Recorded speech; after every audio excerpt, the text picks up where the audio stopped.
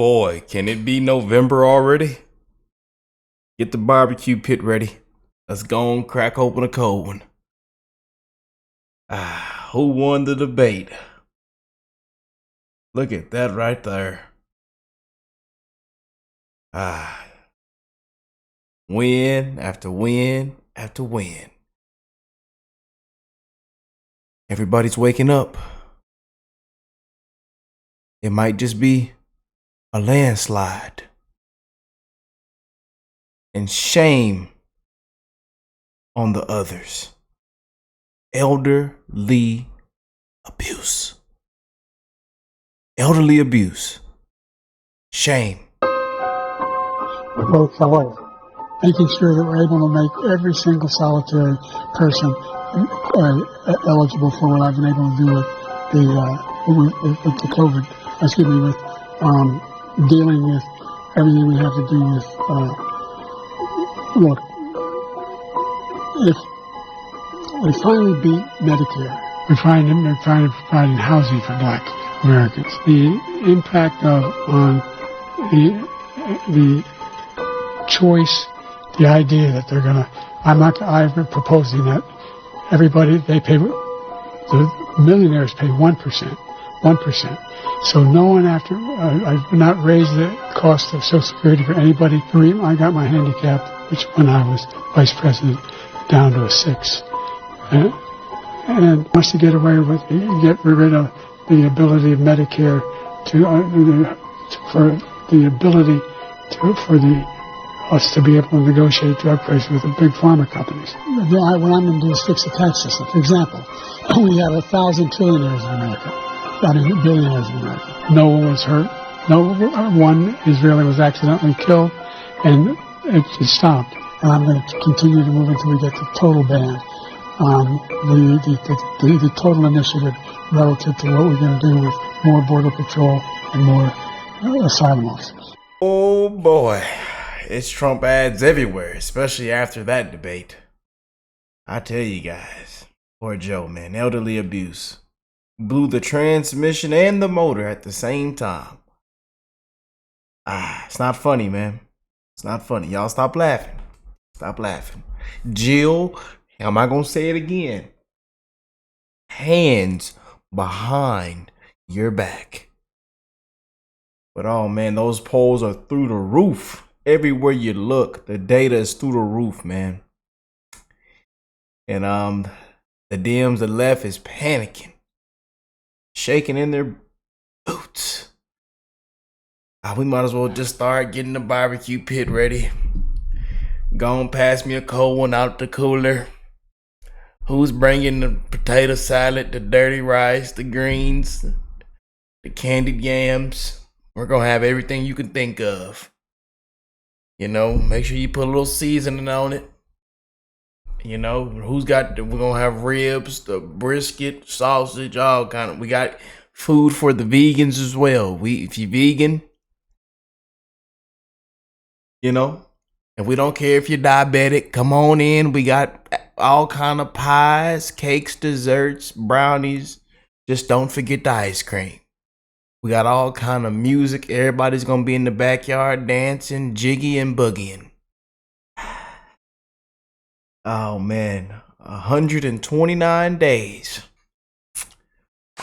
But hey man, I hope everybody is blessed, well, healthy, and that nothing but the best is going on in all you beautiful people's life, man. I love y'all. And we just hit 300,000 subscribers as I'm recording this video. Wow. What a blessing, man. What a blessing. I wouldn't be here without you guys, man. All the love and support. And so many people that we've gotten to love on this year, couple years. It's been years, man. Years. We've been spreading love for years on this platform, man. That's what it's all about, man. One love, baby. We got to come together, especially in these dark times that we're living in. But let's jump straight in, y'all. First debate victory.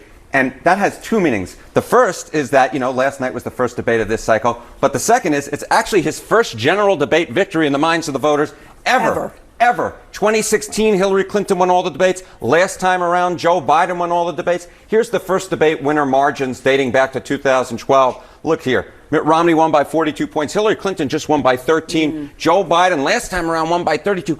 Look at this. This year is the exact inverse of where we were 4 years ago. Donald Trump won this debate by 34 points by a 67 to 33% margin. So the fact of the matter is, Donald Trump's performance last night was the best performance he ever put forth in the American voters' minds on a debate stage, or it could be argued that Joe Biden's debate performance was so bad that he managed to make Donald Trump actually look good. With that 34-point lead, does this mean, can we just go ahead and assume that this is going to give him a bump when it comes to what voters will do?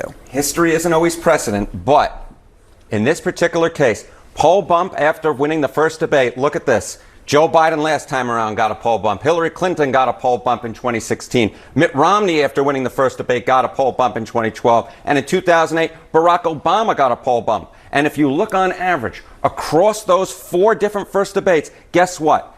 The person who won the debate gained 4 points on average. And of course, at this particular point, what we were dealing with going into this particular debate, if you looked at that CNN polls yesterday, Donald Trump was already ahead by 2 points. So if you apply that, you could end up, if history holds, on average, you could be looking at a mid-single-digit lead for Donald Trump. And you know what? Again, we're talking about unprecedented debate performances for Donald Trump. Donald Trump, outside of the convention after the RNC in 2016, has never held such a large lead as this could potentially end up being if history holds. Of course, history isn't always precedent. We don't know what exactly will happen.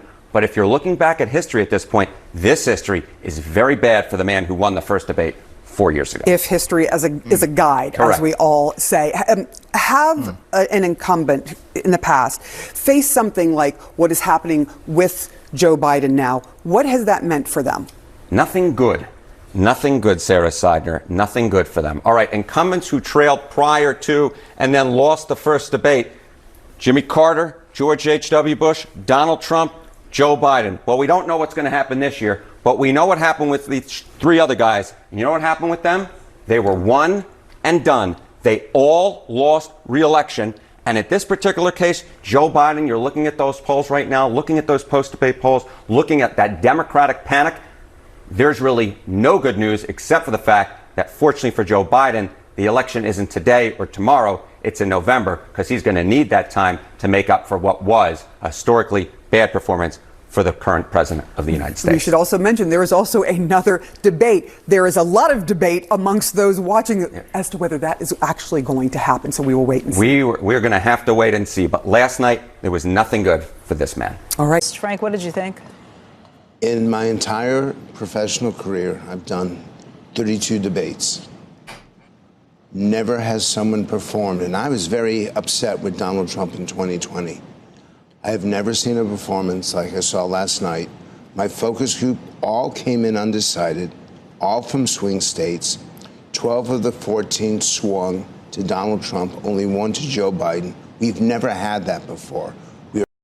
Woo!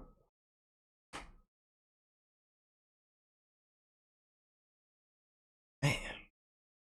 Swing on the swing. Swing on the swing. Well, Joe, they gave you one. You got one, Joe. You got one. Says that's never happened before. And he was upset with Trump in 2020. That tide is turning, man. Might just be a landslide. We are truly in uncharted territory. And what blew me away the most was that Joe Biden voters in 2020 don't want him on the ticket in 2024. What the reaction? You had 14 swing voters from these states. All undecided, all voting Republican and Democrat back and forth over the last 10 years, and boy, did they swing. So let's see. You hosted that focus group. Why don't we hear what they had to say? Let's listen in. He does not have the leadership qualities to survive for the next 4 years. I don't even know how he's going to survive the next few months. They need a candidate that could beat Trump. Well, back then, he was an unknown to me, really, at the time, and I had seen what Trump had done. And now that I've seen him in action or inaction, I just think if the Democrats want to have a chance at putting someone in the White House, they need to put someone else up. I think in 2020, Biden was a safe option that was relatively non-harmful to replace Trump. And frankly, I didn't think reflected these same cognitive issues that we see tonight on the campaign. Yeah, it was a little dry, but it was definitely not to the same extent. I think tonight, like, I'm not sure how he functions like during an 8-hour workday, let alone an 8-hour workday or 8+ hour workday as president of the United States. Oh man, look at y'all cracking open cold ones already. Y'all got me one, pass me one. I appreciate it. I appreciate it because it's gonna be a landslide in November, baby.